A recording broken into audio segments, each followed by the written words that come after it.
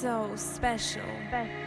Nou vader is wat haar naam is. Sy was 'n mooi dame. Sy was so mooi, sy maak vir haar maskamoe. Op skool was sy altyd die beste, nommer 1 in die klas. Altyd mooi aangetrek met 'n das. Sy was die skool sy held en sonder geld was sy die beste op die sportveld. Sy het elke dag gelukkig gelyk, maar min te weet sy het haar glimlag gefake. By die huis was alles deur mekaar, haar skouers was al swaar, van die geheime wat sy moes dra, van haar ma en haar stiefpa. Hulle het drugs gebruik, op 'n dag toe kon kry sy haar ma se lyk. Dit was swaar vir haar om dit te aanvaar, maar sy was sag. Van na die dag af het haar stiefpa elke dag verkrag.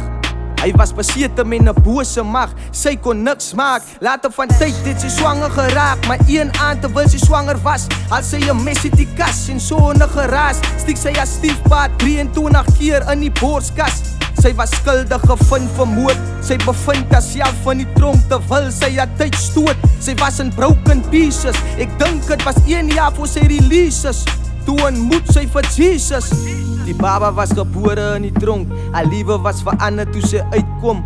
Vandag is sy 'n inspirasie vir die nasie en vir die volgende generasie.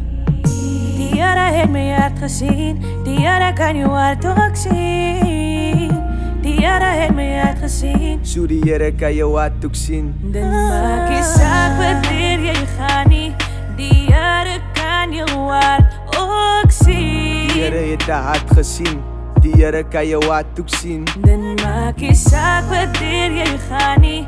Die Here kan jou hart ook sien. Die Here het haar hart gesien. So die Here kan jou hart ook sien. So special. So die Here kan jou hart ook sien.